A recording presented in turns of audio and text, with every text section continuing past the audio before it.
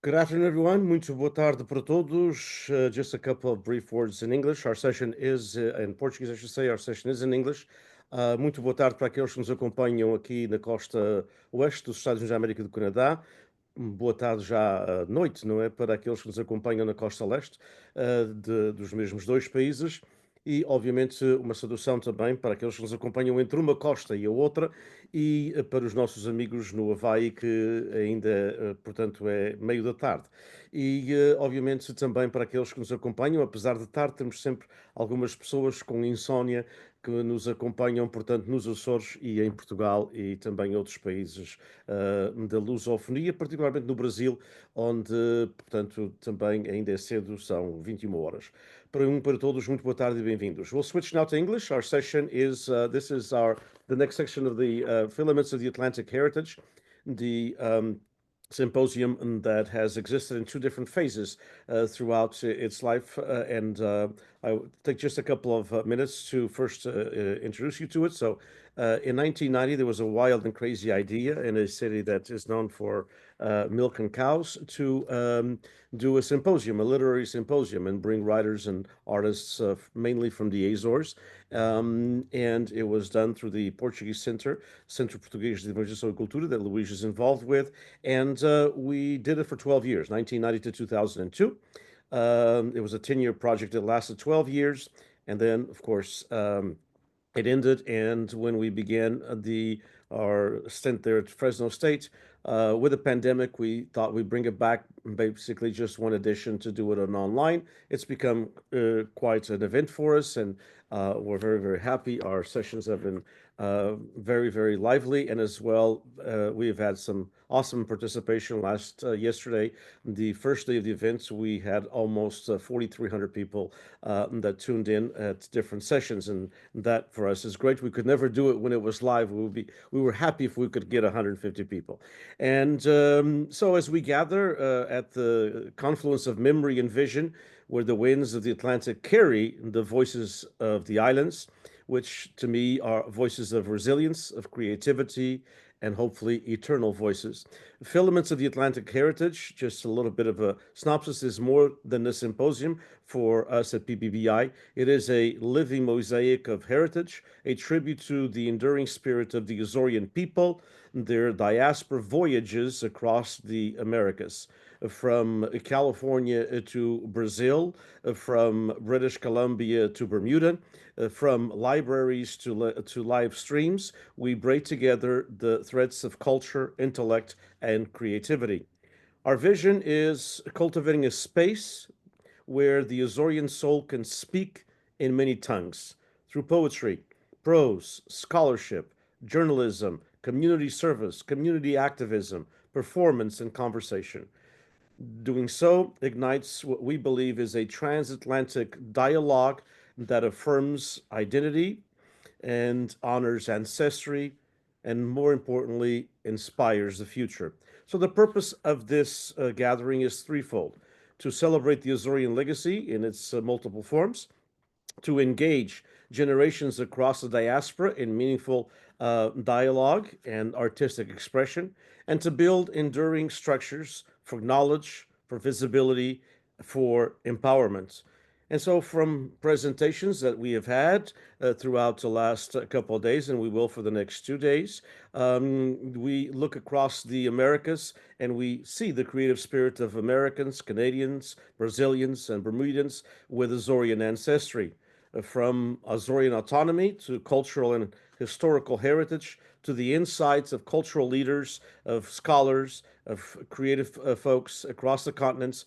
I think we have our mission is, of course, to assemble the many parts, but of what we believe is just one shared story. So, welcome to each and all of you. Welcome to our five guests. We have one guest that could not be here because of his political involvement, and that is not because he was not because he couldn't do this because of politics. Okay, we're open to all kinds in Central California, but we.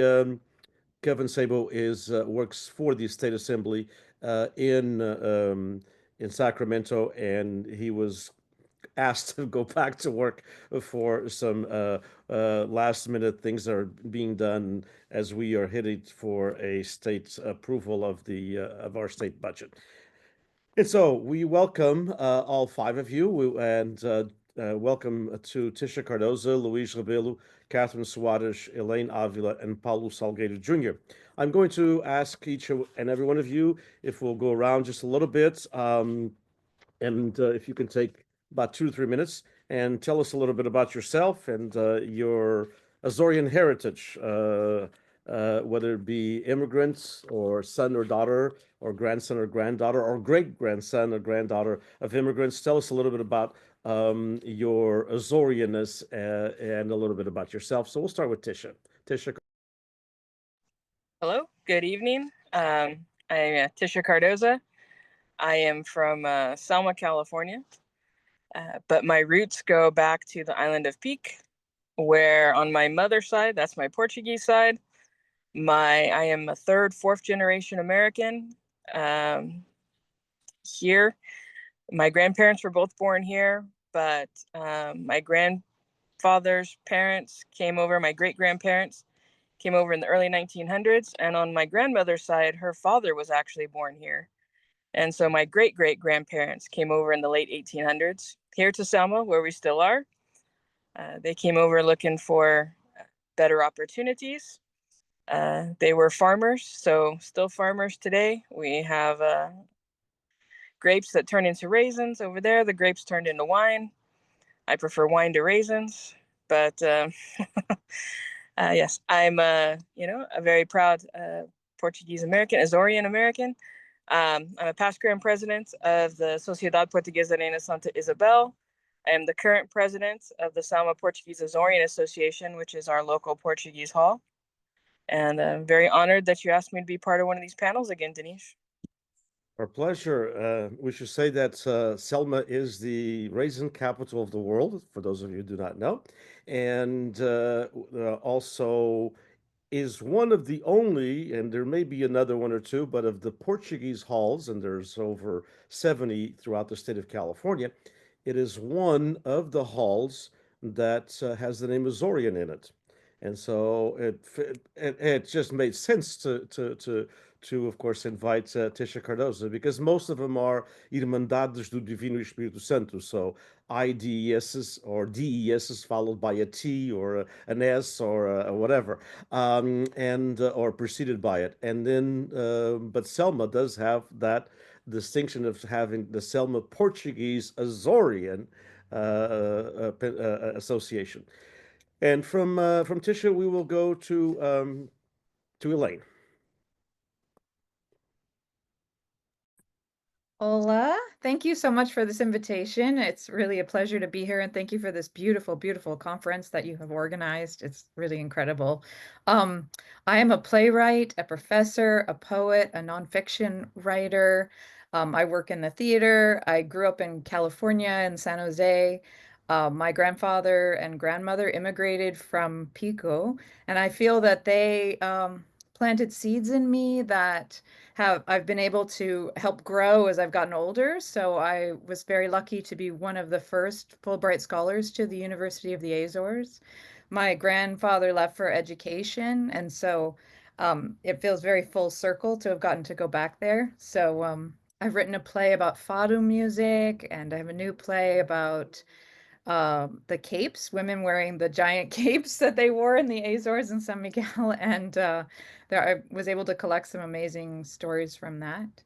And yeah, that's me. Indeed, and Elaine has a wonderful book that I invite of you to, actually several books, but one of them, Fado, is a wonderful book and a wonderful play that eventually we're going to have to pool everything together, every resource imaginable, and bring it to California, because it really is good. I've been able to see some excerpts, and it's a wonderful, wonderful play that really deals a lot with identity. It's not just about fado. Fado is just a reason for the play. The play is about identity and about Azorian identity, and how it's been, how sometimes you have to pull on it. And so well done, Elaine. Thank you so much. And from Elaine, we will go to Paulo. Well, good evening, everyone, and thank you, Mr. Borges, for hosting us and for the invite.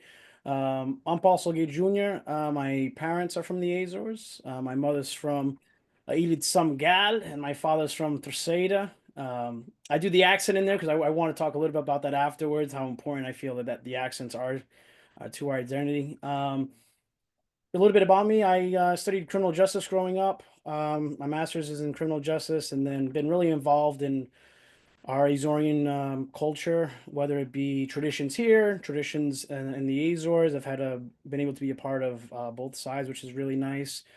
From singing cantoria to singing with the Folias, and being a part of the Holy Ghost festivals here on the state side, which is really nice. I do some Portuguese comedy under João Cagão, which is a character I kind of developed, and basically putting a little bit of our Azorian culture in a comedy form, and a little bit of our upbringing, a little bit of our identity through that. And then I've done, different like YouTube stuff and interviews and with individuals in our culture. So a little bit of everything, but that's but yeah, my parents are originally from the Azores. Thank you, Paulo. And yeah, we'll talk about the accents. The accents are definitely define who you are. And as far, especially in the immigrant and first and second generation, it's interesting how some people pick up on their parents' accent because it's the language that they're used to at home. It's not the case with Catherine. So, but she doesn't have that São Miguel accent. So, Catherine Soares. Hello, good evening, everyone. Thank you for the invitation, Dinesh, and for putting this this panel together. Yeah, I remember I started laughing when you said we were going to talk about accents and how important they were, because Dinesh did not know that I was Azorian for a long time, because he's like, I don't understand how your parents can be from San Miguel and you don't speak at all with an Azorian accent. So the fact is I can turn it on and off when it's convenient for me. But so my parents are immigrants from the Azores. They both grew up on the island of San Miguel. And my dad's family immigrated here in 1976. In the interim, he had already been dating my mom for 4 or 5 years from the age of like 15 or so. And maybe about 6 to 7 months after he came here with his family, he just couldn't live without her. So he decided to go back and marry her. And then she came on over. And they both came with the intent to make a better life for themselves and for opportunity, which they certainly succeeded in doing. My dad is now a business owner. My mom ended up graduating from college 3 days before I graduated from college, with a degree in special education. So they certainly lived the American dream, and they raised me and my twin sister to be proud of our heritage, not just Portuguese in general, but also being from the Azores, which here, where I'm from in New Jersey, is a rarity. There is a very small Azorian population, but of the 78,000 or so Portuguese Americans in the state of New Jersey, I would say it's maybe 3,000-ish Azorians. There's one club that celebrates Azorian culture. I was always very much involved in that organization, the Azores Social and Sport Club in Newark. I was the first female vice president of that club. I was the director of the folklore dance group for a while.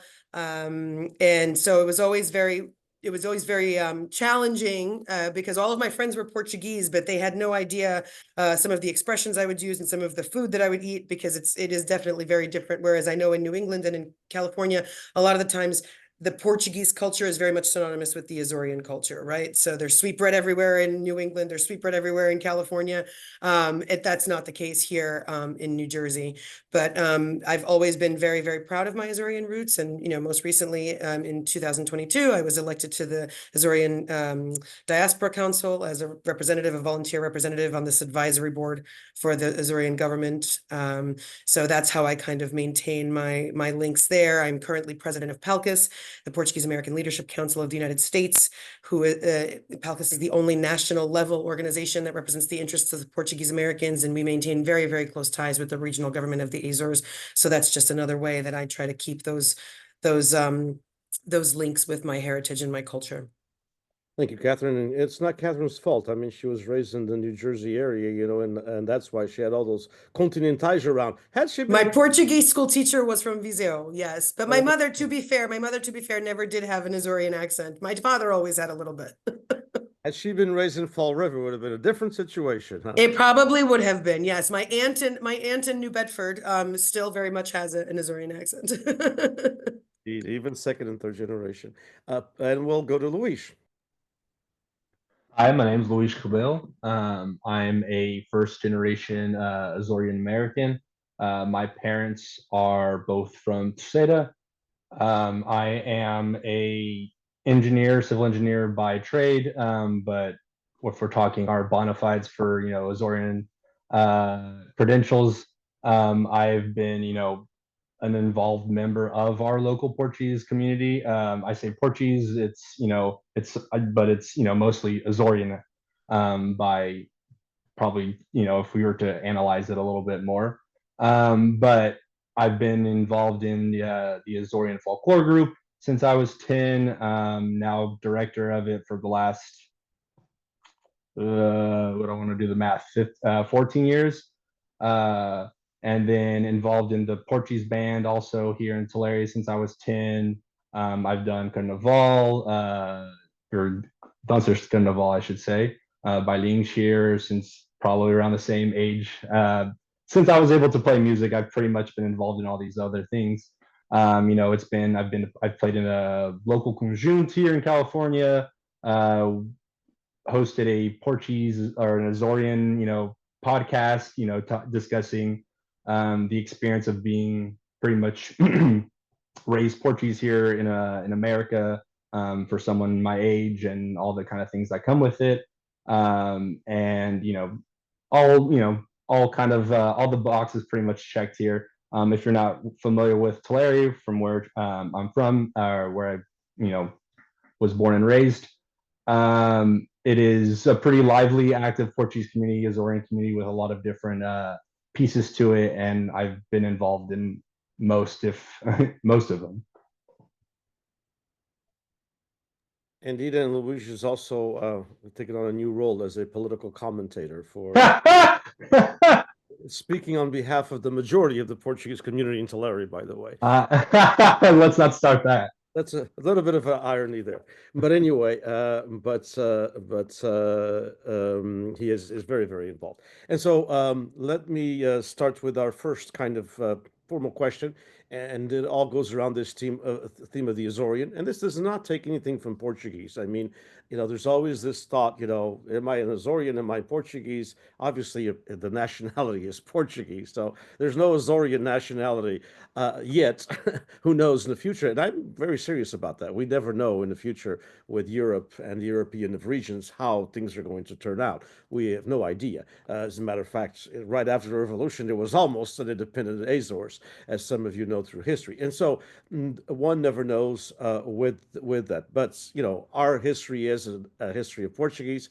In 2 years, we'll be celebrating the 600th year of the Azores. And so it's, as a region, we're older than the United States and many other countries in the globe, not talking about Portugal itself, but just the Azores. And so when we talk about Portuguese, José Andrade, who's now the director of immigration or communities for the Azorian government, likes to say that in California and bit throughout the United States, especially, but especially in California, he says the Portugal is written with the word Azores, and that sometimes ticks a few people off. But it's kind of true in California. I think it is in some of the New England states as well, and in some other parts of Canada as well. It's, you know, the strong. So it's not taking anything from the Portuguese nationality, but it is an added bonus, let's say, that we'd like to discuss. And so since the symposium is focused on the Azores, and I'll start with Catherine on this one. The first question will go around. Basically,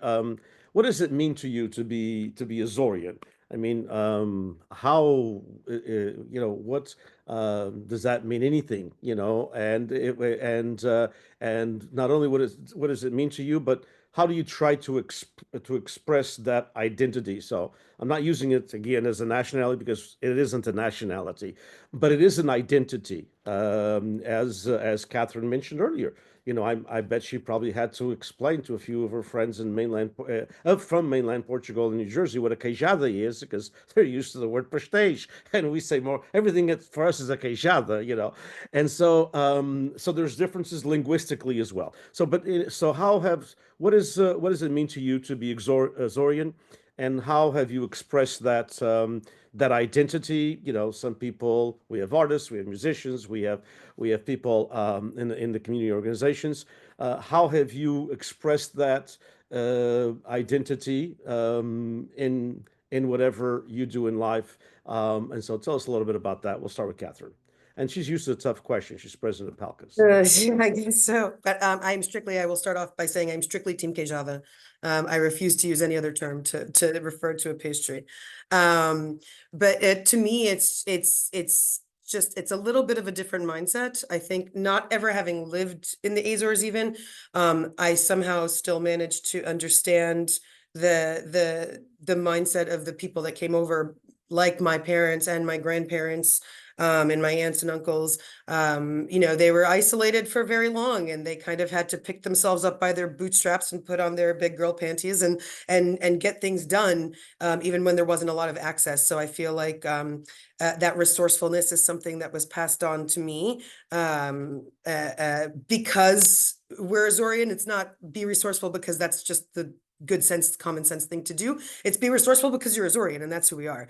And to me, I'm quite possibly the most annoying person among my mainland friends, because whenever there's a reference to the Azores, I have to mention, like, by the way, so I'm Azorian. There was the blackout in Portugal, and I was like, who didn't have a blackout? The Azores. The Azores didn't have a blackout.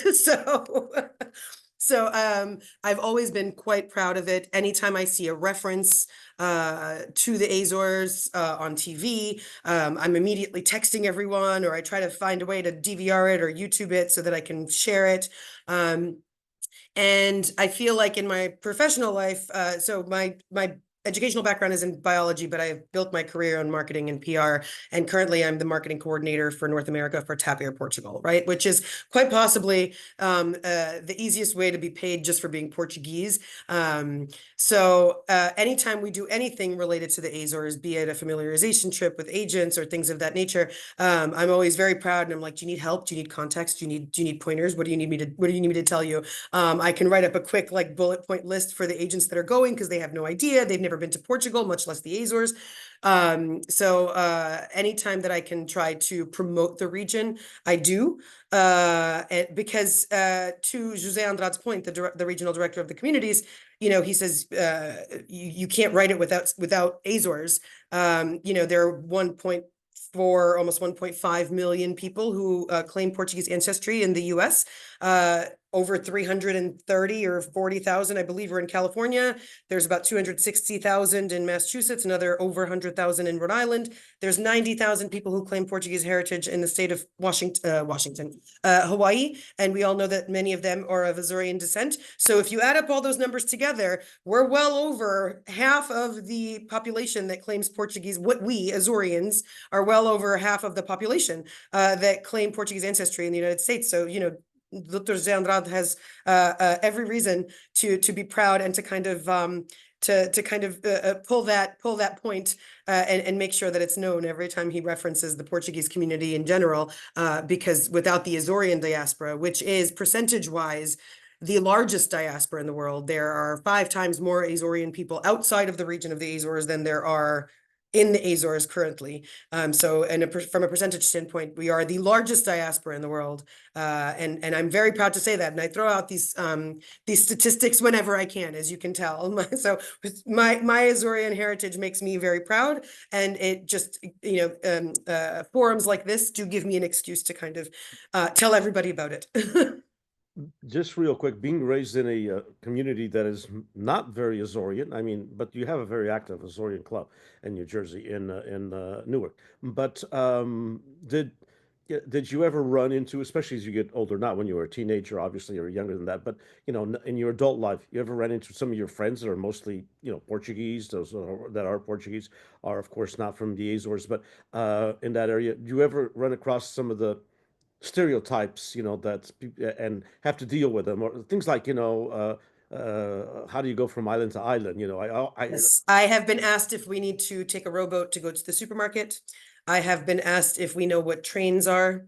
I have been asked if planes go to every single island. I have been asked by other people when they are going to visit the Azores for the first time, Portuguese people from the mainland, if they will need some sort of a pocket translator, or if they will understand the Portuguese that is being spoken to them, or they need a translator because they don't speak Azorian, which is not a language, and that is one thing that really boils my blood. Azorian is not a language, so it's not a dialect.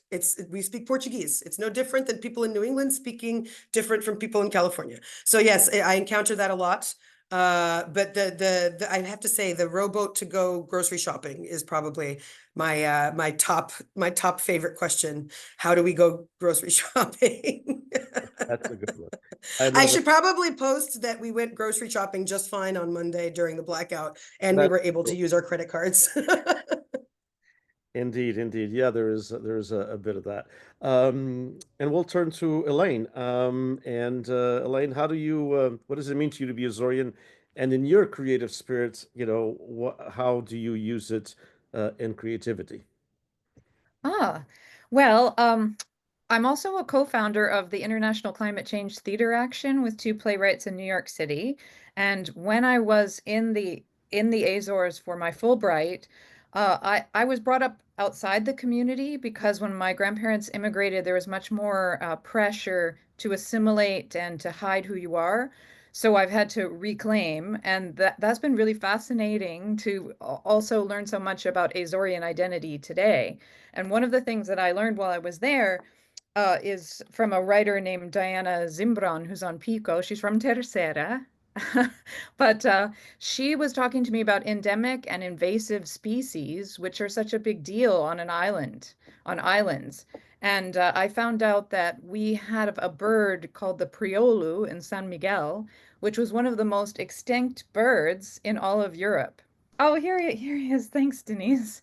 And so my new climate change comedy play is about the Priolu, because I think it's very Azorian that we have managed to bring this bird back from extinction. Azorians have. So for the last 20 years, they have been planting 1,100 acres of laurel silva forests, which are the ancient cloud forests. Those are over 20 million years old. So by planting those forests, they were able to bring this bird back from extinction. So that's one way that I have been writing about my Azorian identity. I also am writing about the Capes. But today I brought in two short pieces, which we can get to whenever it makes sense, because I have a new piece coming out in Gouveia Brown called Lisbon, 5 Taxistas and 1 Walk. And it's about how taxi drivers in Lisbon and a gentleman from the Azores taught me so much about my identity. So it's a little journey for that. And so, yeah. But I'm saving my Priolu play, which is a comedy, because I'm still getting consultation from the Centro de Priolu in San Miguel to make sure I have everything right about the birds. But they're really You beautiful. want to share one of the stories with us now? Yeah, sure. Sure. Okay, so I was part of the Disquiet Literary Program in Lisbon. My short play about identity won the first Portuguese playwriting contest I'd ever found, and so I got to go to Lisbon. And so this little story, I'm at the US Embassy, and a group of us are told that we should take a cab back to the Centro Nacional de Cultura, the National Center of Culture, because it's cheaper. So this is my little story that I've prepared that's going to be published soon. So we whip through winding old world streets paved with black and white stones of basalt and limestone, known as calçada in Portuguese, arranged into patterns of ships and undulating waves and coats of arms. The Rio Tejo, Tagus River, flashes its sunlit blue beauty at us. We slapped from one side of the cab to the other in a block like a Portuguese food now touted as the ideal souvenir, sardines in a can. A poet I've met moments before, Hugo dos Santos, begins conversing with our taxista. Unlike me, having cobbled together my Portuguese through community classes and cell phone apps, Hugo is fluent in Portuguese. He left Lisbon as a teenager and moved to the Ironbound, a Portuguese enclave in New Jersey. Hugo's conversation with the cabbie is casual and light. It goes back and forth. It's easy for me to follow. Then it becomes quieter, intense. The cabbie speaks with passion and sincerity for some time, and Hugo replies in kind. I understand fewer and fewer Portuguese words. Eventually, I understand nothing, except that this conversation has gone straight to these men's hearts. We arrive at our drop-off, the Centro Nacional de Cultura, and as we extricate ourselves from the cab, I ask Hugo what he and the taxista were talking about. Then Hugo tells me, the dictatorship. I'm surprised. Portugal survived the longest dictatorship in modern times, the Estado Novo, from 1933 to 1974, and no one in my family will talk about those years. Everyone I've met in Portugal avoids the subject. Hugo tells me his grandfather Jacinto was drowned in the Rio Tejo. His grandfather was a political organizer, disappeared by the secret police. I look again at the river. Hugo continues. Our cab driver was upset and stunned by the address Hugo gave him. He thought we wanted to be dropped off at the former headquarters of the secret police, where so many were tortured during the dictatorship. The National Center of Culture, where we are disembarking, is next door. The cab driver told Hugo that today young people in Portugal do not know what happened during the dictatorship. There are no signs, no memorials, no one speaks of it. There are only these words, exchanged in this cab, translated on this street to help us remember. Wonderful piece. Thank you. Indeed, no one wants to talk about the dictatorship. Actually, Luis put a piece online not too long ago about that. Let's go to Luis, since we are talking about him. And the same thing. So, Luis, what does it mean to be Azorian to you? And how do you express that that identity in your life, professional, personal, etc.? Well, I that's a question that I've been asking myself lately a little differently than I probably did once upon a time. Growing up, like I said, a large part of my life, my identity was being quote unquote Portuguese. It was being involved in the band, it was in folklore, it was in carnival, it was in all these different things, and that ends up taking a lot of your time. Band is, for us, it's every Wednesday night, it's Sundays, and then you throw in everything else sprinkled around, and you don't really that ends up being your most of your life. And so again, that's just what I kind of got me to this point. I owe that whole identity to all the friends and family that I have. If it wasn't for being Portuguese, being in folklore, I wouldn't have met my wife. And so it's it's a large part of my identity. But as someone who's kind of just got married, and a lot of people in their immediate surroundings are beginning their families, you start to look at that kind of identity a little differently, and what it all kind of really means. And it's what I believe Catherine mentioned about being resourceful, and you see that kind of expressed in very different ways, but it all kind of maybe comes back to that idea. You see that in kind of people's professional lives. You see that in music and what they're able to create in terms of entertainment and art and media with the resources that they have. And so I think that's a big part of my identity. I'm a musician, which is a big part of my identity, because I grew up in a community that really puts musicians on a high pedestal. There's musicians in most Azorian cultural pieces, and it's comes out into, especially when we're familiar with kind of the immigrant kind of communities. A lot of times you stick together, you work together to kind of bring funds for a church, for a Portuguese school, and so that kind of you're helping make sopas. It's the idea that you're serving your community. It's all very ingrained in who I am. I think it's something, and so that's something I, as you kind of get older, you see how important that kind of idea is, and so that's something that I try to express as well. The working as a group, as a community, to better the ones around you, helping the elderly, taking care of our elderly is a big part of the Portuguese community. We see that all over the place, in the kids and schools and everything. And so those values, they kind of creep in, and so that ends up being kind of expressed. And I think that that doesn't come to me the way it does if it's not for my Azorian roots. How how important was it? Because in your situation, I think Catherine's the same. But how important was it that you had the opportunity to visit because of your parents both being immigrants and your father having family still there? Your mom's most family was here, but how important was that contact with the country? Oh, it's incredibly important. I don't think I am the same quote unquote level of Portuguese American, Azorian American, if I don't have those kind of trips. I mean, it gives you a real kind of connection, and you're able to. I think when you don't see some of that, the Azores or Portugal firsthand, being Portuguese, being Azorian is real abstract. And when you're not, interacting with Azorian people or Azorian food from where it comes from, Azorian culture is just kind of what we've replicated here. And there's nothing wrong with that. I think it's all very important, but it adds a different dimension. And I think it's important to understand our culture here, by knowing what the culture, where it comes from, that, and that's kind of, and that's those visits. We would go every other summer. And so it's, you make a lot of new friends. I mean, now, growing up, I have a lot of family there, but they were all older than me. So I spent most time as with older people. I have a lot of friends that had cousins their age, so they have a different experience. But now that I'm older, it's a little different. You're with adults, and it's kind of, it's more peer to peer. And so it's another level of, understanding the Azorian kind of experience. This last February, we were there for a week, for my grandmother's 90th birthday.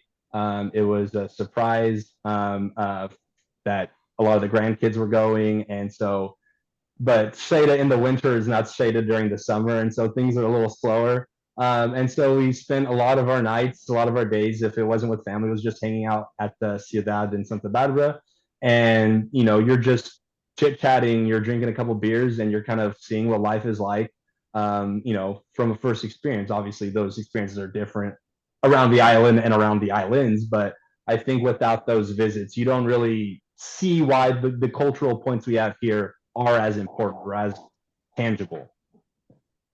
Yeah, indeed. We're going to go over to Paulo next, but I'm kind of just reminiscing of a story. One of our guests for tomorrow is Melinda Medeiros, who is a professor at Fresno State, and Melinda's grandparents are from San Miguel. One of the few people from San Miguel in California. But Melinda went back with her grandparents, or went with her grandparents for the first time when she was 15 years old. And she has actually a wonderful story written in. In her creative nonfiction book that I'm trying to push her to publish. And it was part of her Master of Fine Arts, her MFA at Fresno State. And she tells us, being raised in an area that's all Azorian. She was raised in the Madeira, Chowchilla area. And so she says, with the Festas, I was never a queen, but I was a side maid, all the kind of things that, I had to do. And first time I went to the Azores, I was almost 15 and turning 15, and I get there, and with my grandparents, and my Portuguese is not the best because it was my grandparents that immigrated. Her parents were already born here, and so she said, but she understands, and she actually speaks a little bit. And so she said that they said, oh, all these cousins were there, and they're around her age, 14, 17, 16. And she said that they mentioned to her, we're going to go to a festa today. And then she said to myself, oh, here I go, a procession, a parade, a boat late, or whatever. She goes, they took me to a rock concert with an American band.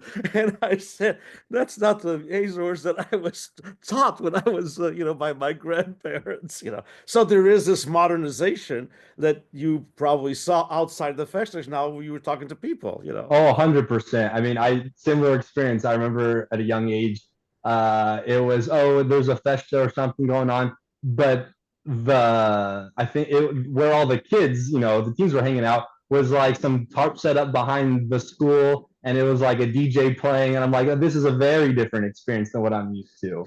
Yeah. It's a little different than your Quimbarrage and Chico Avila here. Yeah, that's true. That's true. Paulo, you're Azorian-ness. So what does it mean for you to be Azorian? And how do you express that identity? I know you use comedy, so tell us a little bit about that. Yeah, it means everything to me, knowing where my family comes from, where they came from, what they went through.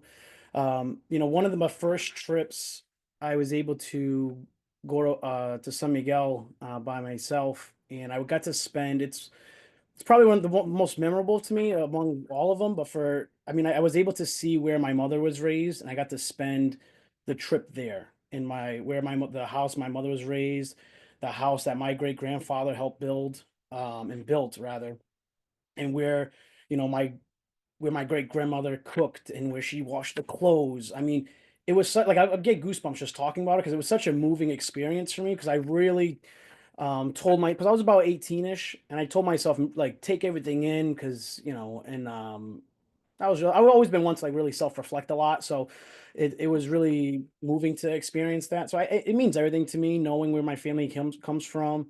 We come from a family dos lavradores, right? So my great grandfather was a cheesemaker. My uncles work on the farm, and when I go back, I always want to work with them. So I'm not one to, sightseeing's one thing, but for me, like I just try to spend as much time as I can with my family. So I'm always like, you need help, I'll be there, and we go to work together. And so I wanted to, I'll mention the comedy a little bit. There was a couple things that sparked a couple things I wanted to mention here. One of the things I've been lucky enough to do when I visit San Miguel is I've had the opportunity to sing with some of the foliage or the people in the foliage there. For those that Azorian Americans here, maybe each freguesia, at least I can speak for San Miguel. I don't know about all the other islands, but each freguesia has like a folia, which is almost like their village band, if you will, that sings for Festas Puissant and all the processions, and so they do a lot of improvised singing there. And so my uncle's very well known for that. And so I'm self-taught in that regard and kind of learned how to rhyme and whatnot. So I just want to say a couple duas quadras that I sang there that I think a lot of people could probably relate to here. And there was one, we were talking about that Azorian identity and Portugal and the Azorian kind of like that piece. And I remember it was me, it was my uncle, and it was the head singer for a Folia dos Capales, Eduardo Pereira, in San Miguel. And we were at his house and we were going back and forth, just all improvised singing. And I brought up the quadra of, asking people, I asked both my uncle and Eduardo Pereira, did a quadra of like, tell me if you like San Miguel more or America do Norte, right? And we kept going back and forth. And so at the end of that, this is what I came out and said, and then it was I thought it was a nice quadra, but it says eu digo senhoras e senhores e o meu povo em geral, quem não conhece os Açores não conhece Portugal. And so that was one that we all started a discussion afterwards of it. And there was one recently when I went, we were leaving the latest trip with my family. It was my mother and my father in the car. And we had just got done singing like with my uncle's house, and I was like, "Oh man, it would be cool to sing a Folia dos Arrives," because my family's from Covoada, right next to Arrives in San Miguel, and it was like a movie. We're driving, and I look right to the street of Covoada, and the Folia dos Arrives was there. So I told my dad, "Stop the car," and I had like the digital camera. I just wanted to get a couple pictures, and so I run in front, taking pictures, and then sure enough, one of the singers starts busting my chops because I had a Benfica shirt on, right? So he starts going, so I go, can I sing with you guys real quick? And so he's like, yeah, sure. I don't know if they thought like, oh, who's this guy, right? Whatever. So there was another quadra I did that I think our audience will appreciate. And I think it speaks to the question of how do I feel about my Azorianness. And I said, in the China América do Norte, por isso eu sou luso-americano, mas eu digo tá minha morte, que esse coração é açoriano. And that to me is like, that really speaks to me because it's like, I may be born here, but man, there's something and I was born here and I can, I'm not a professional, but I can hold my own with a lot of the people who sing there, and we had that conversation before. I was like, I don't know where that came from. In terms of like I know my interest was my family did it, so I got interested in that. But my uncle said, and I'll never forget it. He goes, "Paulo, o som puxa por aqui." Like that's it, and there's no other way to explain that. So it means a lot to me. I think those squatters probably speak to kind of how I feel about it. But in the sense of comedy, during COVID, I started the character João Cagão, right? And it was more so to pay homage to the Azorian immigrant, the character, the way he talks, the way he acts, the stories, the way he tells a story. That character is a dad, it's an uncle, it's a brother, and a lot of it's developed into talking about our upbringing into a comedic sense, right? For, similar experience. It's amazing that we all have different experiences, but at the same time, growing up is kind of similar in some regard, depending on how we were raised. And so that's a lot of it is, some of the videos that got the most views are kind of like American parents versus Azorian parents, and so a lot of it's exaggerated, but there's always some truth in there to that. So that in terms of that in the art world and the comedic sense, I like to focus on that Azorian experience of us just growing up and kind of how our parents were with us or how our uncles, because it's interesting, for good, better, or different. We'll talk, like I've talked to different individuals about it, even immigrants and those raised by immigrants, and we'll talk about experiences. But that's always a common theme. They'll say, "Yeah, I wouldn't change it for anything."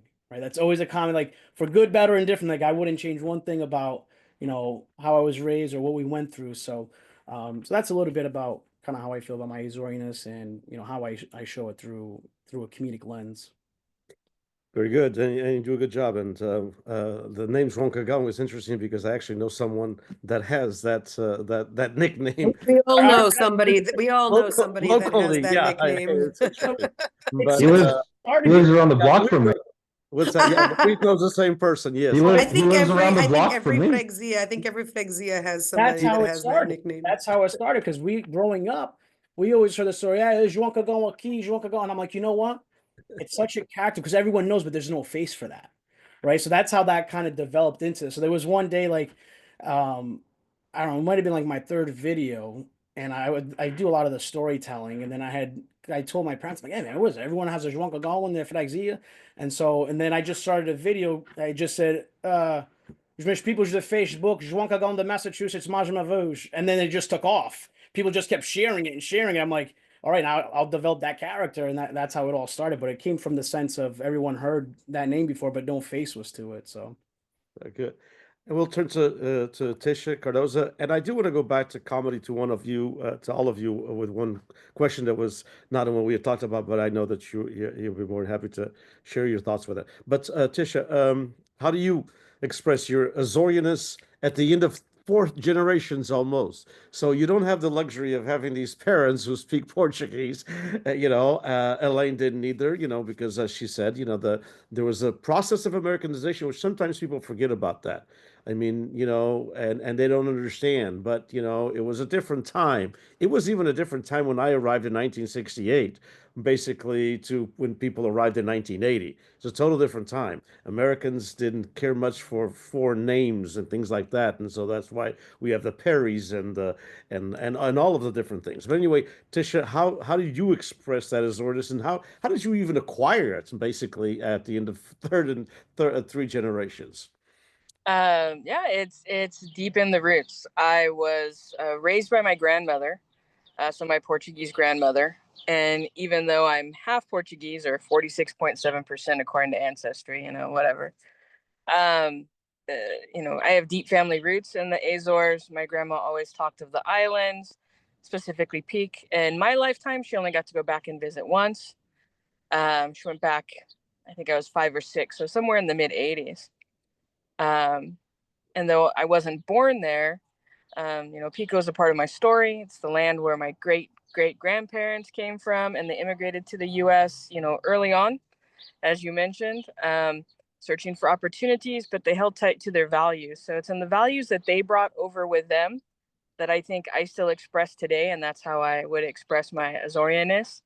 Pico's known for the volcanic mountains, the black stone walls, and really hardworking people. You know, many who fished, you know, they cultivated the land with, you know, the Azores' unique vineyards. You know, my family still has, I still have the family vineyard here, or one of them. It used to be bigger. It's a little smaller now. And my ancestors were among all the, you know, were among the island when they came over. And they came here with a little, but they brought with them a strong work ethic, a deep faith, and a fierce love of family. And so I think those are traits that shaped me into who I am today. I still put my faith first. I love my family most of the time. And and I am here today, you know, in the hard work ethic that my grandparents, my grandfather was a carpenter by trade. My grandmother was a nurse and worked for IRS. I'm an engineer by trade, but the work ethic ties into everything. You know, it's that can-do attitude that I see when I've been back to the Azores. You know, I went back in 2022 to help Constance put on the crow for Maria Fernanda, who couldn't go back. And just to see, you know, maybe a dozen or so men and women just working day and night to make sure that this crow was going to happen, and just picking up the task and doing whatever needed to be done. So that hard work ethic, when I'm given a task at work, you know, and it's like, well, can you do this? I said, I can do anything I set my mind to. You know, it's just a really a good sense of values, I think, is what they gave me. And then, of course, my grandma was always about tradition. So even though I'm only half Portuguese, everything was Portuguese. I belonged to every Portuguese club when there was 8 of them, belonged to the hall. My grandmother was the first female president of our hall. I'm the second, roughly almost 30 years later. So I'm very proud of that, following in her footsteps. Also following in her footsteps, it'll be 30 years after, she was grand president for the Brotherhood of St. Anthony. And so next October of 2026, I will become the grand president of St. Anthony. And it'll be exactly 30 years after my grandmother served. So just going through everything that she taught me, and hearing the sacrifices that my ancestors made to come here. And, you know, the farming life was not an easy one, you know, and learning to enjoy the food. I don't speak Portuguese, but I still love to listen to it. I love listening to the FLAD. I love listening to the music, you know, the chamaritas. We're food, we're music, we're hardworking. We are everything. I mean, we have the best bread, we have the best cheese, even milk tastes better in the Azores. I know I'm probably in the wrong area to make a statement like that, but it is what I think. So even though, again, I've been here in America my entire life, 4th generation, 3rd generation, that Azorian spirit lives within us, lives within me. Indeed, indeed. And that's, you know, we have an oral history program that some of you know at Fresno State. And sometimes my students ask, but this person I'm interviewing, it was her grandmother that came from the Azores. And so, you know, should I be interviewing an immigrant? To us and our at Fresno State in our Portuguese American Oral History Project, it's called Portuguese American Oral History Project. And so the Portuguese American experience didn't end with the immigrants. And we can see that here, or else we wouldn't be talking. None of you are immigrants. All of you were born here. And so the Portuguese American experience, and Tish is a fine example, 3rd and 4th generation. So that's you know, removed Elaine the same way. It was, you know, basically her grandparents. And so it indeed. Before we go to the last question, and I promise you around an hour, and I'll try to keep it, we'll go over just a little bit, typical Portuguese, but we did start on time. We weren't a half hour late. And so it's the comedy that Paulo mentioned, and of course his character called João Cagão, which I invite you to go and look at his videos. I'll ask you this question because there's a generational difference, and I'd like to see what you think. So some people really get offended. I'm not talking about Paulo, you know, but I'm talking about comedy in general. You know, as we can even mention the Portuguese kids. You know, they're well known. They're probably, you know, the most well known. But you know, there's Paulo. There is Taylor Amarante here in California. There's someone in the East Coast as well, or in Canada, Rita, last name Rita, I believe. And there is the Vovó Brito. There's all these there's a lot of comics, and sometimes people my generation, I don't take it that way. there's some things that I have issue with, yes, but I don't take it that way. But there's kind of a generational break. I think Catherine, we'll start with you because we know that Palkas has had that, within that generational break too, which is a lot of people find it too stereotypical. Is that a good thing? And we have all of you are artists in your own way. We have but we do have a musician. We do have a creative fiction writer, and we do have a comedian who actually does this. So my question, I'll start with Catherine.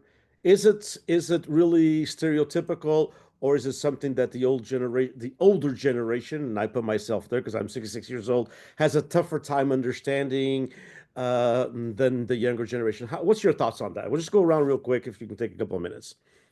So I think it's clearly like hyperbole, right, and satire. And I think that one of the best characteristics that someone can have, or that any people can have of themselves, is to be able to laugh a bit about themselves. I know my parents look back at situations and things and expressions from when they were growing up in the Azores, and even when they first immigrated, and they laugh about it, right? It's just things that they weren't exposed to, and etc. And this was a whole new world, obviously. I don't find it offensive. I think that you need to kind of take everything in a global 360 view, right? So I feel like we can certainly, it's not making fun of a specific population, which is those that immigrated and worked hard to kind of pave the way for the sons and daughters and grandkids, and to kind of have it a bit easier.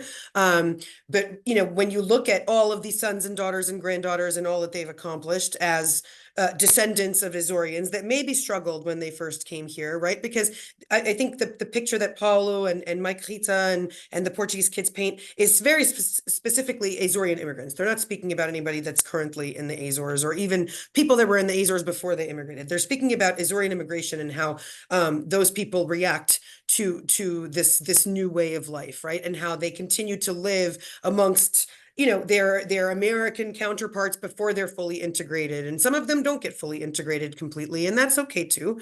But I think that you need to take that, and if you can monetize that, that's awesome, because guess what? On the other side of it are the sons and daughters and grandkids that are getting awards, that are getting major accolades, that are going on to higher education and postgraduate degrees and doctorate programs. We have Pete Souza, who was the White House photographer for, Barack Obama. I don't think you can get any closer to the highest office in the world, basically, than being with a camera in the face of the president 24/7, right? And I think that the examples that we see of all the accomplishments that Azorian immigrants, achieve here in the U.S. and their descendants achieve here in the U.S.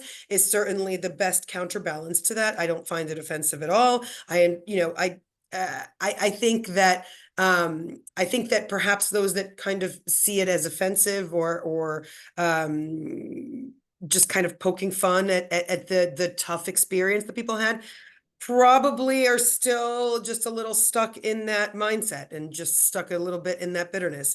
I know my parents struggled when they first came here. There wasn't a lot of money for a lot of things. And I know my grandparents struggled, just like other people that came from the Azores and Portugal in general.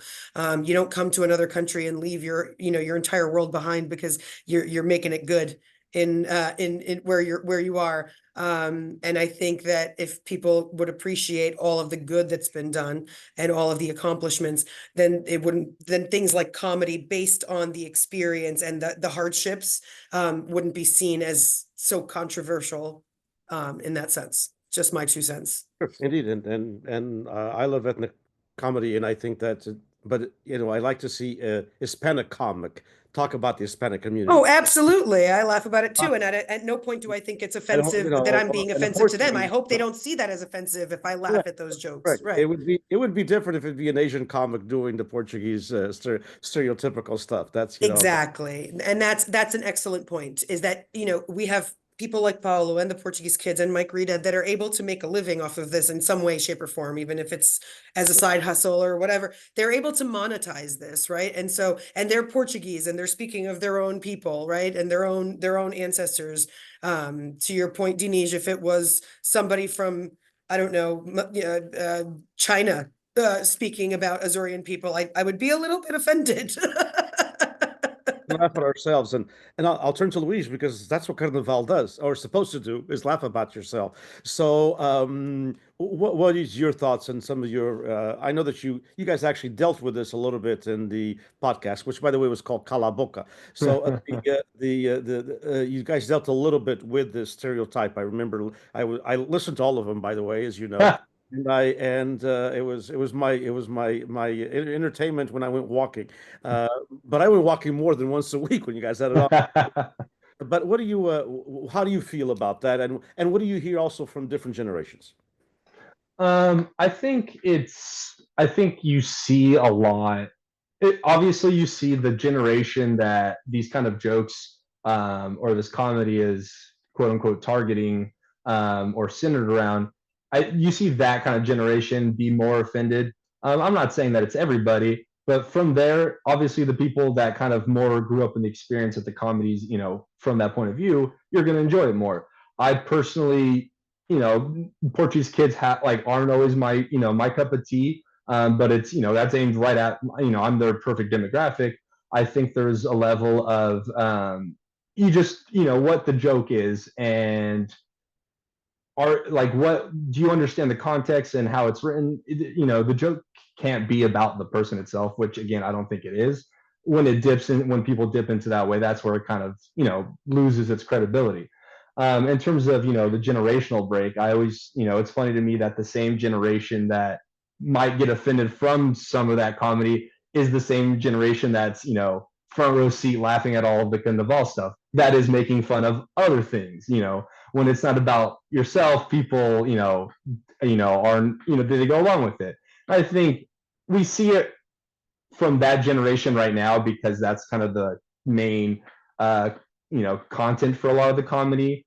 But in 20 years it'll be kids making fun of my generation, and it's it comes and goes. And so the level, the measurement is always who has the thicker skin and who knows how to laugh at themselves. Like you said, again, a big part of what I think is being Azorian is having that sense of levity, that sense of understanding that you can't take things too seriously. And so you see that with Carnival and kind of the roots of critiquing politics and everything like that.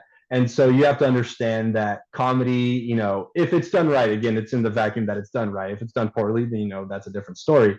But when it's done right, you have to understand that it's not about it's not a personal thing. It's and as Paulo said, it kind of, you see it across other, it's not just Portuguese people, it's not just Azorians. You see other other ethnicities that have that same experience. So it's always fun to see that kind of experience painted with our colors, and then you can kind of compare and see. And I think that's something that kind of brings us together. It kind of adds another dimension to our Azorian/Portuguese identity on a larger stage. Like you said, we love listening to these other comedians have their jokes about growing up, and it's fun to see our own and kind of on that same stage. And it's interesting to see how they interact. So I mean, honestly, it's hitting some of an older crowd, but because it's at them. But I think it's mostly the people with a thin skin are the first people to kind of complain about it. They're gonna say something or other. Sure, indeed. Tisha, third, fourth generation, they're the biggest fans of the comedy, I think. Basically, in California, third, fourth generation fills rooms, with they may not go to a lot of Portuguese things, but they go to the comedy not clubs, but performances, and again, maybe because they were raised also. It's something new within the Portuguese American community because it's fairly new. It's been a decade or so, but it's not much longer than that. To where my generation was raised with the Hispanics. I mean, we who understood English, and we would go to comedy. There's a few friends of mine who are Portuguese that we like comedy a lot, and we used to go to comedy. And loved the Hispanic comics because when they talked about their tia, they're talking about my tia too, because there's a lot of the same things, in between the Hispanic and the Portuguese tias. But what's your thoughts on it, Tisha, especially from the third and fourth generation? That indeed in California they are the biggest consumers of this comedy. Yes, I do enjoy when the Portuguese kids are nearby. I do go and enjoy their shows and follow a lot of people online. And actually, at our hall, we now work with a promoter that the first Monday of every month, we actually have a comedy show at the hall. And so he brings in different comics from everywhere. And you're right, you can relate. We haven't had, well, actually, we did. We had a Tulare Portuguese comic who was talking about being back in a hall and about his mom, whatever. So I could relate a little more to what he was saying. But even the other comics that come, you pick a little bit from it. And so I think it is. I think we find humor. We find humor in ourselves. It's a form of expression. It is a form of art. I think the ones, we all have been through things in our lives and through the different generations that every once in a while something may hit a little nerve, but there's never any malice, I believe, by the comedian towards the people, but they may just take it, a little different. I remember watching something on Facebook and reading the comments, and there was one gentleman, older gentleman, and in the skit they refer to, pork chop, and the guy just went on this tirade of how offensive that was. And it was because as the story bleeds out into the Facebook comments, he was tormented as a kid, and that's what they used to call him and tease him on the playground because he immigrated over here. So for him, that was sensitive. It's not so sensitive for someone like myself. I don't have that experience, but if I did, In I New do. Jersey, it's actually acceptable to call ourselves pork chops. I've referred to myself as pork chop or chop all the time. Yeah, we can see it in a different light than maybe an early generation person, who it was used to humiliate them. So we just have different experiences in life, but overall, I think the comedy is great. I do hope it continues. I do love the shows. One of the great things with the internet is the fact that we can, widespread. I follow a few from the East Coast. Of course, we follow the Portuguese kids, and they actually come out here. But I personally do love it. And as Louise said, eventually the weird things that we do today and the music we listen to, it's what the future comics are going to be making fun of, and we'll be there with our gray hair and our canes and being like, oh, I remember, yes, that was us, Indeed, yeah. Elaine, my question the same, but as an artist, there's a fine line between writing about it and writing it with a stereotypical, you know, does that also, when you're writing your theater, when you're writing your pieces that have to do with Azorian, how do you keep that in mind? Because it is a fine line there. What am I going to write? And I don't write fiction, but when I write an essay, and it's about the Azorian, I kind of think, in Portuguese, I kind of say, well, I got to be a bit careful on this. In other words, does this sound too stereotypical, or is this, a bit stereotypical, but it's the writer's freedom to express this, so your thoughts. What a great question. I love the Portuguese kids. I owe them a lot because when I was working on my Kitimat play, I really wanted to talk to the people of Kitimat. So I found out when the Portuguese kids were going to be there. I worked with the women in the kitchen all day preparing the food and serving the food so I could hear their stories. And the men came in because they heard I was a writer and told me their stories. So that's really how to answer both questions, I laugh. I laugh at the Portuguese kids. I laugh at all of that. I really enjoy all that kind of humor.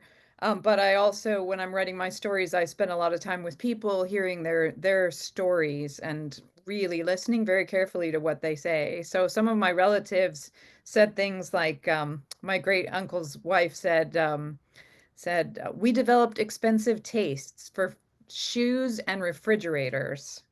And that was her description of American versus Azorian life. And I thought, that's great. That says it all. So it's really just that listening and that care. And I also wanted to give a shout out to my grandparents' generation for their humor, because the same great uncle, well, he has a very dry sense of humor, just like my grandfather from Pico and Ribeiras. I almost feel like my village has its own sense of humor, which is just so dry. you know so it's almost like we say the driest things when people are very anxious, and then it just kind of bursts their anxiety and makes them laugh. So yeah, I think it's part of Azorian identity, that humor. Indeed. Paulo, very quick to you, which is, so when you're creating the character, when you created João Cagão, when you created this character, you know, what goes through your mind and to say, I want to laugh about this, but I don't want to really hurt anybody's feelings. Yeah, so I think there's a couple things. One, I think comedy is subjective in general, and I think that's the thing that we run into in the arts regularly, right? Like what some people might like for movies, I might not like. What some people might like for comedy, I might not like. Music, same idea. So I think we run into that with the arts. And I think for me, I look for the funny in situations. Whatever I think is funny or that can be exaggerated. Like for the record, like any other word than Azorian or Portuguese, I personally don't use in my comedy. So any word that I think is like derogatory or anything like that, you'll never see any word like that being spoken in my, because I just don't find the funny in that. And that's just me personally. So I think there's a little bit of, you know, when I write, I try to see what's funny. I try to see what's relatable. Similar what everyone said here, like the Hispanic culture, and I think also the Italian culture have a lot of similarities in upbringing. You know, one of the first, you know, funny bits I can remember was like of George Lopez. And he talks about, you know, you had water bottles. I had to drink out of a garden hose, you know, and that was similar upbringings, right? So the same idea, right? If you have a parent that was yelling, or you know, you grew up different from, like, I talk a lot to my American friends about like or even my friends that were raised by immigrants, of like, when was the first time they realized they were raised differently, right? And I'll never forget mine. I remember, I like, it was yesterday. Went over to my buddy's house. We're playing video games, and his mom asks him to do something. And I will never forget, he yells at his mother and he says a bad word that begins with B to his mother. And I'm just in shock, because I'm waiting for like footsteps to come down the stairs to, you know, chapado or something, and nothing. And I'm like, you talk to your mother like that? Like, you gotta feel this was like maybe freshman year, end of middle school. I go, you talk to your mother like that? He's like, well, yeah. I go, why? He's like, well, yeah, because that's what she's acting like. He's like, you don't talk to your mother? I'm like, bro, I go, you'd go to my funeral if I said that in my, I'm like, there's no way I would ever even, I've never even sworn in front of my parents. But nonetheless, in terms of the comedy world and the art, I think it's finding the funny in situations. I also think in the Azores, similar to like New England, I tend to think we're sarcastic. I tend to think there's a lot of sarcasm, at least like from my family, we have all sense of humors. But I'll never forget, it's vice versa. Anytime you put yourself out there in the art realm, you have to be able to have thick skin and take criticism. Because same thing with like accents. We talked about accents. I've gotten comments, oh yeah, you know, sabes falar português, this or that. You know what I mean? We get that all the time. Like, even, you know, anyone that has done Azorian comedy online will get that comment. But I'll never forget one of my first live shows. There was a woman about 80 years old laughing hysterically. And she's like, "Mush fez mesmo assim, Chris, fez mesmo assim." And I'm like, you know what? I go, that's the approval I need. I don't need anyone else. Like, if I can make an 80-year-old avo laugh at, you know, that person that's upset is, you know, it doesn't really matter to me. But I also think, just like anything else, right? A song could come out, and for every 100 people that like the song, one might not like it. But it's interesting that comedy page has become its own sense of community, because I mean, just today, you know, I did a Facebook Live, and there's people from Australia, there's people from South Africa, and they all are there to communicate, and they talk about their upbringing. Oh, it was like that, it was like this. And so yeah, I mean, to your point, I know I went on a little bit. But yeah, I think into that, you know, is something stereotypical, or is there funny in a certain situation? That's what I think I'd probably define it as. I try to find the funny in anything, whether it's a word or a phrase or an experience. I try to focus more on experiences that are universal than per se, you know, like the character is one thing, but I try to show experiences through that character, if that makes sense. Indeed. Sorry, that was an extra question, but I think it was a good discussion and different perspectives.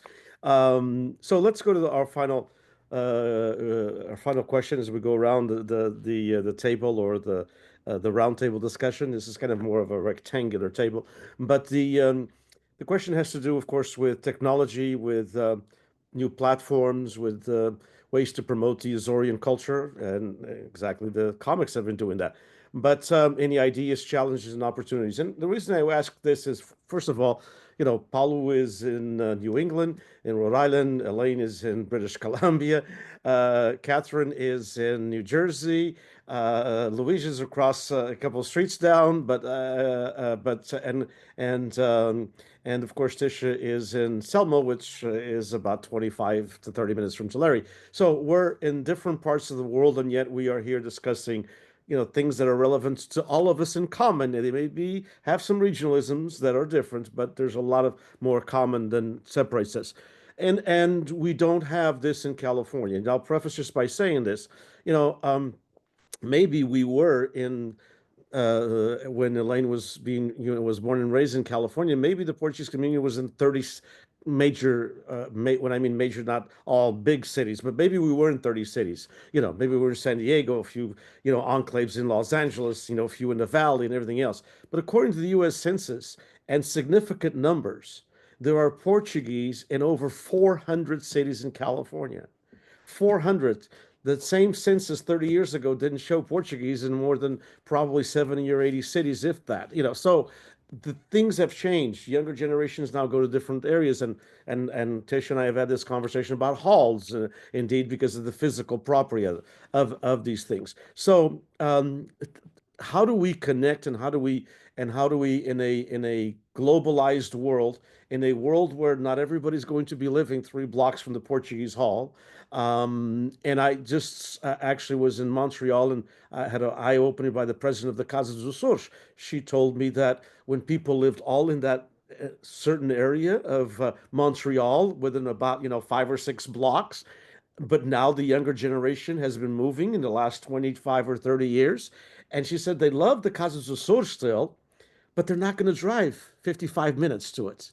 They're now living in a suburb area, and with traffic and everything, sometimes they'll take an hour and a half. They're not going to do it. When they lived 5 blocks away, it was a different situation. So having said all this, thoughts. How do we use technology? How do we use these new platforms? How do we get to people? We have one that we call Novidades, that we take one news item from the Azores every day, and we translate it, 1 or 2 or 3 depending.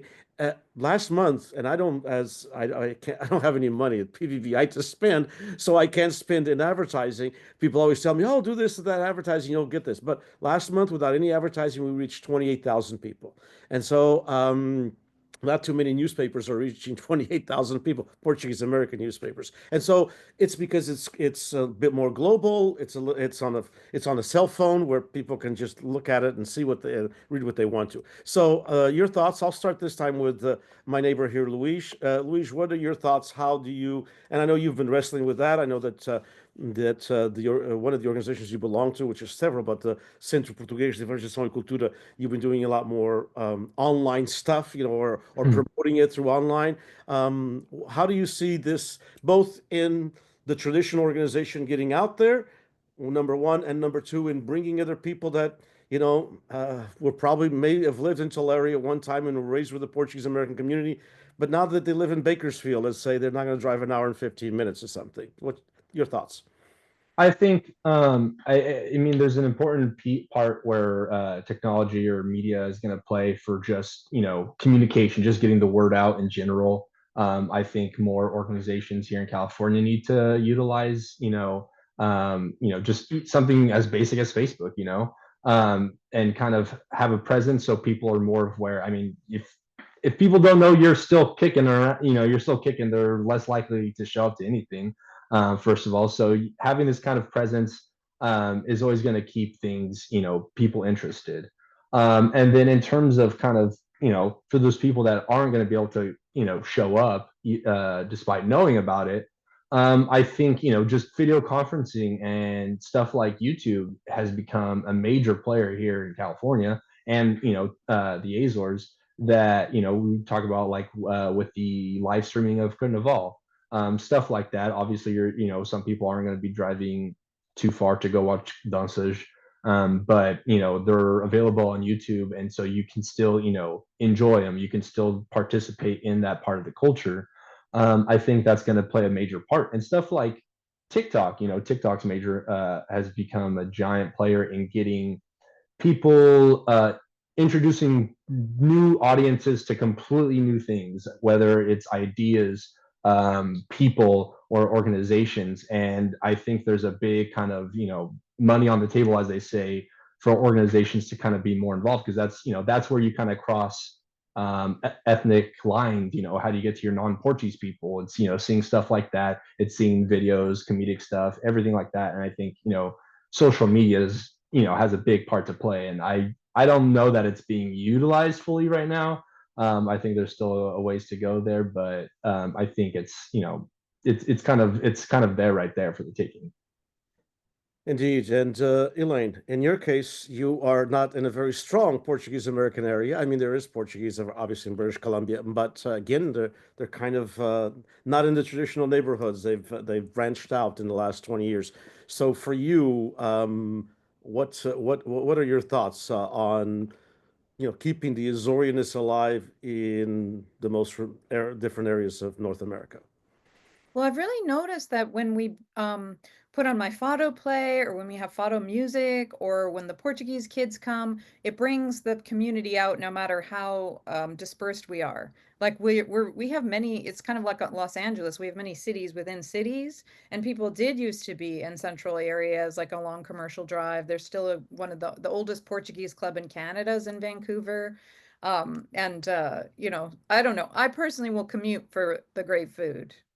So, but I've noticed those big events draw people. And then as you're talking about the challenges of technologies and the opportunities, I'm also remembering that during the pandemic, I had this tiny little grant from CalArts where I'm an alum, and I made little movies of my play with people all over the world, like Texas, the Azores, Los Angeles, Victoria, and somehow we did more of that then. And I think, Denise, you're really like keeping that spirit going forward with moving this conference online. It just seems like we have to keep remembering that if we design more things to be online, it means that more people can participate, no matter their age or ability to get around. Indeed, indeed. Tisha, your case, and tell us a little bit about how you went on television and almost didn't have enough sopas for everybody.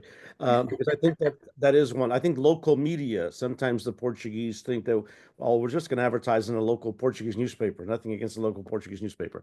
Or the local Portuguese radio. There's less and less of that. But Tisha did something out of the box. We have the fortunate situation in Fresno. We have two journalists who are of Portuguese background, and one of them, Medeiros Bab, is really interested in everything that's Azorian. And so tell us a little bit what you think about technology and give us that example. Yeah. That example was, I believe, 2 years ago now. We were approached by Medeiros Babs, who wanted to feature a Portuguese festa. And so I went on her 6 o'clock morning show, I believe it was, and we talked about the festa and what it means. And our celebration came around, and I'm there at the auction table, and I just keep seeing more and more people coming, and the parade's not even back yet. And I'm like, oh, where are these parade people going to sit? So yeah, we ended up having to set up tables and chairs outside of our pavilion area, which when we fill it, we think we've done great, but we overfold it. And people were coming up to me and they're like, oh, you were on TV. That's where I saw this. I've lived in Selma, somewhere their entire lives. Some came from Fresno and other places nearby. But what always astonishes me is because I feel I live in a small community and everybody knows your name kind of thing. And when people come to the hall for their first time and they're like, oh, you guys just built? And I'm like, no, we've been here since 1907. This specific building since 1985, but this property has been ours since 1907, and this celebration has been around since 1907. And, they're like, oh, I was born and raised here. I'm 50 years old. I never knew. We are off the beaten path as far as town goes. We're out in the country, more rural area. So we're not on your normal driving route, I get, but it just surprises me that there's still people in the town that, don't know we're out there and what we do. So that's where I think technology has helped us a lot.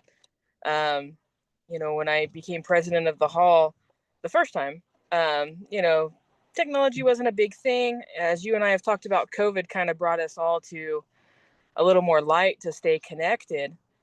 And so I've tried to, we go live for some of our events, or I used to. So I will take a shameless promotion at this point apparently Facebook does not believe I am real, and so they have disabled my account. So if anybody can fix my Facebook account out there, let me know. I have a student. I'll put you in touch with her. She knows.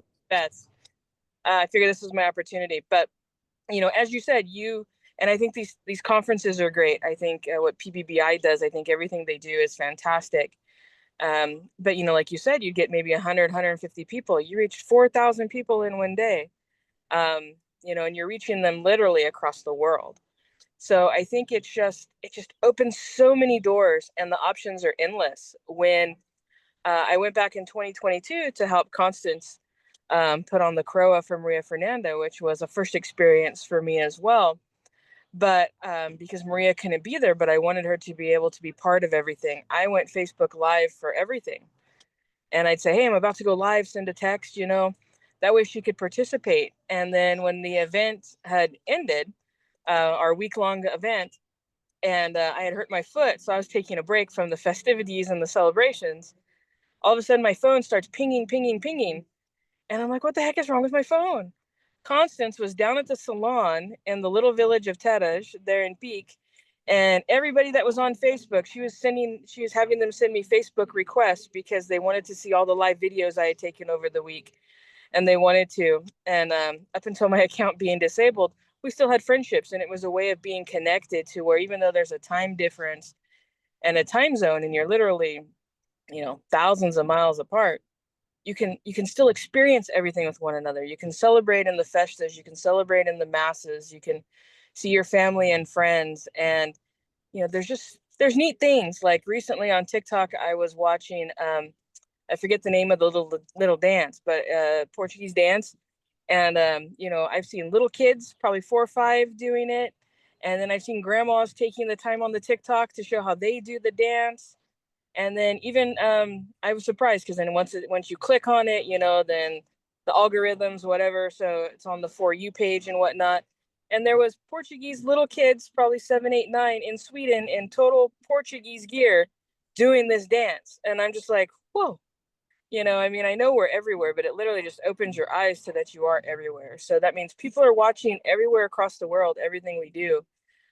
So it's a way to issue challenges to one another, a way to support one another, by participation, obviously financial too, Denise, guy needs money, we're all fundraising for something almost all the time, it seems. So there's content creators out there that can bring just more eyes. And when I did those videos, when I was back in the Azores, there was a coworker of mine, and he goes, you always talked about how beautiful those islands were. And he's actually a landscape photographer as a side hobby, but he's an amazing landscape photographer. And he goes, all those islands, all the hydrangeas, all the rock formations. And he goes, I'm now going to the Azores as one of my bucket list trips to just go there for 2 weeks and just take photos all around the island. And I said, they'll love you to do it. So it's opening doors. And, even though there's generations as far as they don't really use technology a lot, if there's a grandma out there that knows something's happening and she can only find it on Facebook, she's going to figure out how to do it, or she's calling over the grandkid to put it on her phone so she can watch it. Like, it really is generationless. It is boundless. And we just need more and more people to use it for all kinds of things so we stay connected. As you and I have talked about, how neat would it be at one point, on June 10th, that all the Portuguese halls can simultaneously raise their flags roughly the same time. It could all be done through something like Facebook or TikTok and just be like a wave of, Azorian and Portuguese amazingness throughout the world. That's indeed, that we talked about that would be a great idea. Catherine, in your situation, of course, with Palcas, especially, there's been a lot of technology because it's not an organization that has a local hall, and the local bar to worry about and everything else. So, but how do you see moving forward, not just as a national level, but even at a state level and local level, like Tisha just mentioned, and Louise and elsewhere, Elaine? So there's two examples, one of which you mentioned previously in this panel. You mentioned the census numbers, right? And the reason we have those census numbers that we didn't see 30 years ago was because of a campaign that PALCUS put together called Make Portuguese Count, right? Where we worked with the Census Bureau to get a code so that we were official. And we worked in a parallel fashion with facing the community, basically, with 80 volunteers. So 80 actual bodies, warm bodies around the country. 80 bodies around the country is not a lot of bodies, right? But when you put those 80 bodies on Facebook and on Instagram and on YouTube, posting a series of 12 to 15 informational videos, telling people that, yes, they can identify as Portuguese, and this is how, and this is why we're doing it, because we finally have a code. That's how we get the 1.494 million people that claimed Portuguese heritage as an official number, right? Because of social media. As much as we want to say that it was all very grassroots, because we did have 80 captains, and it was an excellent campaign run by one of our ex-directors. Without social media, it would not have worked, nor would it have been as successful, because we did not have the money to print up actual snail mail mailers. We didn't have the money to go to every single festa that we could to spread the word. Social media, in that case, that's an example of how we grow the community, right? By being able to put forth this information regarding the census. I think with COVID, PALCUS was, even though we're very much outside the box, because as to your earlier point, we don't have a physical hall, we don't have a brick and mortar home. We were very much forced to kind of shift our way of operating. We had since put on a huge national conference in Washington, D.C. in 2018. We had one scheduled for 2020. We moved it to virtual. So we had like 5 days worth of sessions, and it was like all day panels, speaking about various topics. We did 2 of those national conferences, one in 2020 and then another in 2022, if I'm not mistaken. And they were quite popular and generated tens of thousands, if not hundreds of thousands of views on Facebook and YouTube and all of our social media channels. So as an organization, we recognize the value of social media, because we've always kind of had to, the second that it was out, even if it was through our Wix website at the time or another email database program. We currently use Constant Contact, but we send out weekly newsletters with news and things of that nature. And I feel like the Azorean community can definitely benefit, or the associations that are trying to promote Azorean culture can definitely benefit from that. And they do, to Tisha's point, if a grandmother doesn't really know how to access a live on Facebook, she'll find a way to do it. I think that, the Azorean Diaspora Council is a great example of this from a civic engagement standpoint. While we are an advisory council, we are all volunteers. We are not a government entity by any stretch of the imagination. We actually hold our elections around the world for 19 councilors digitally, right? So you submit your ID, proving your Azorean descendants. There's a whole bunch of different requirements for you to register on the platform, Azoreans in the world, Açorianos no mundo. And then you have a right to vote for your local counselor. And so, with all the talk that there is every time there's an election in Portugal on a national level, and it seems like it's every year now, about being able to vote digitally for those in the diaspora, so that they're more engaged and more involved and feel like the actual government wants them to be more involved. We have managed to do that. And there's really kind of no excuse to kind of not push forward with that. And I feel like everyone here on this call has the opportunity and the wherewithal and the involvement in their communities to kind of push for that with their whoever comes to visit to campaign, because they want you to put a little X on a piece of paper and stick it in an envelope and put a stamp on it. So that's my take on technology and how it can help. I feel like we have to push more and more. I mean, I feel like PALCUS is doing a lot on social media platforms and utilizing technology to the best of our ability to this point. But with AI and everything, There's nothing that I mean, most of our newsletters, we run them through AI to make sure that they're correct. Or if we need to write a press release, it runs through AI to start off, the basic bare bones of it. I feel like that's another aspect of technology that we definitely have to start using, especially when you're trying to maintain festas of large dimensions and organizations that have been around for 100 years plus. Indeed. Paulo, your thoughts? Technology. Of course, you use it to promote your comedy, but what are your thoughts on that as far as a venue to also to promote Azorian culture, but also to bring people together? Absolutely. I think if you're trying to promote pretty much anything really, and if you're not using social media, you're at a disadvantage, I think. I think it takes what you're doing right now, Mr. Borges, putting all these panels together, these events online. That's what helps promote our culture. I think I can speak in terms of the social media outlets. Anytime I've been at a festa or seen a procession, I try my best to record or do Facebook Live or whatever. And I mean, you could go through my page and click on any of those videos, and you will see people commenting, "Oh, it's been so long since I've been to a festa. Thanks for sharing this. Oh, I missed the being in the procession with my family. It's so nice to see it." But it's also twofold. I think social media to promote our culture, but it also takes us to be involved and be a volunteer and to get people involved in these events and organizations, because if the volunteers aren't there, or if there's not like a change of generation, then you will see it dwindle away. But I think promoting it through social media really is helping our events and our culture. I mean, there are several YouTube channels, I can speak at least on the East Coast, where it's solely promoting Portuguese events, like the Day of Portugal, any of the other festas throughout the igrejas here. There's a gentleman that walks around and he'll film as much as events he can get to. But and even whatever someone's opinion is about TikTok, that has the quickest organic growth of any social media platform, at least from what I've seen. I mean, I could put a video out there 60 seconds and it's new followers, and like however they're working that algorithm, TikTok knows what they're doing. I think Instagram's a little bit more difficult, and I think Facebook, just in terms of the different demographics that are on Facebook.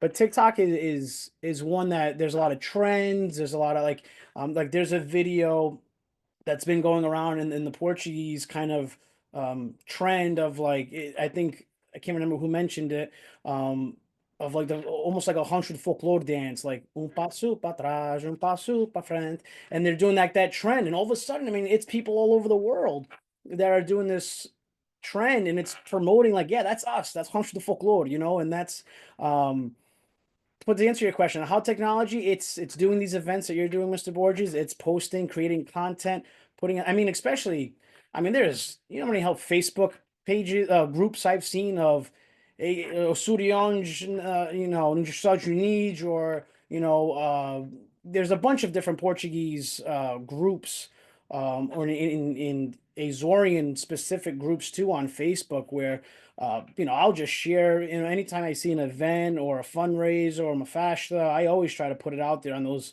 pages, because I mean, that's the demographic that we want to hit too, right? And social media is basically free advertisement, right? People are paying to boost pages and posts when they could just find a demographic in a group and share it in those pages and in those groups rather. So I think utilizing social media, but knowing what type of content is beneficial for that platform is also important. So, for example, and I think this is good information for any content creator out there. Like if you have a podcast, right? Like a video podcast, right? You might put the whole episode on YouTube or even Facebook sometimes, but then TikTok, right? You're not going to put a whole thing like that. You take those sound bites, create specific content. You have to know that platform and know the demographic you're going towards. So it's understanding a little bit about that, and then figuring out that algorithm. So yeah, I think just utilizing social media, promoting our events, recording as much as we can, and put it out there for people. Indeed, and I think that we kind of need to do that in order to reach these other people who are now in different states, in Arizona and Idaho, and Washington State, and in Oregon. I'm just talking about the West Coast, but in the East Coast, the same thing. I mean, There's, Yeah. besides the growth in Florida, there's also people now living in the Carolinas, and there are people living in Tennessee. I had an ex-student who just moved to Tennessee, and Mississippi and Alabama and Arkansas and all these other states that maybe some people wouldn't want to live, but others do. So, it is what it is. Indeed. So thank you all. I wanted to just briefly, first and foremost, thank all of you. I don't know what festa that Tish is at, but I'm looking at. I kind of want to join her. Just a little bit about. Thank you all for your time. Thank you for your commitment. Thank you for what you do, whether it be in community service, in music, and comedy, and creative fiction, and playwriting. And Elaine is multi-talented in everything, and of course, and in the community end of it, whether it be a national organization, a local organization, in music and carnaval, in the bands, etc., and in comedy, everything is important to what we do. The Azores are indeed, as all of you know, a very special place, and I think that Elaine mentioned, with the Priolo. I mean, this preoccupation of bringing, of giving this bird a place to live again, and not to be extinct. And we do that with the cagajos, as you all know. As a matter of fact, we have something at Fresno State that we call the Cagajo Colloquium, which is a colloquium of writers and aspiring writers of Azorian descent. And it's always, every year I see the news, and every year I see it, and every year it touches me that there are these places, especially in islands that have more cagajos than others, but Santa Maria, San Miguel, San Jorge, Pico, that turn off the lights. The whole village goes dark so that these birds can reproduce, so they can have their family, so they can, so they don't become extinct. It takes a special people and a special place to do that. Okay, so for the next couple of months, we're going to turn off the lights, for 3 or 4 hours a night. There ain't going to be no street lights. You did that in America, and people go crazy, and they would turn it politically somehow, But the idea, I think it is a special place. That worries about these things, the cagajo, the priolo, and so this is a special culture that we obviously need to continue as much as we can, all here in the U.S. And so, thank you all for what you do. Thank you so much for taking this hour and a half. It was a bit longer than we anticipated, but it was worthwhile. I hope for me it was. I hope it was for you as well, and I hope it was for our audience as well. So, thank you all. And keep on doing what you're doing. Appreciate it. On behalf of Thank you. Thank you. Take Thank care. you. Take care, everyone. Bye-bye.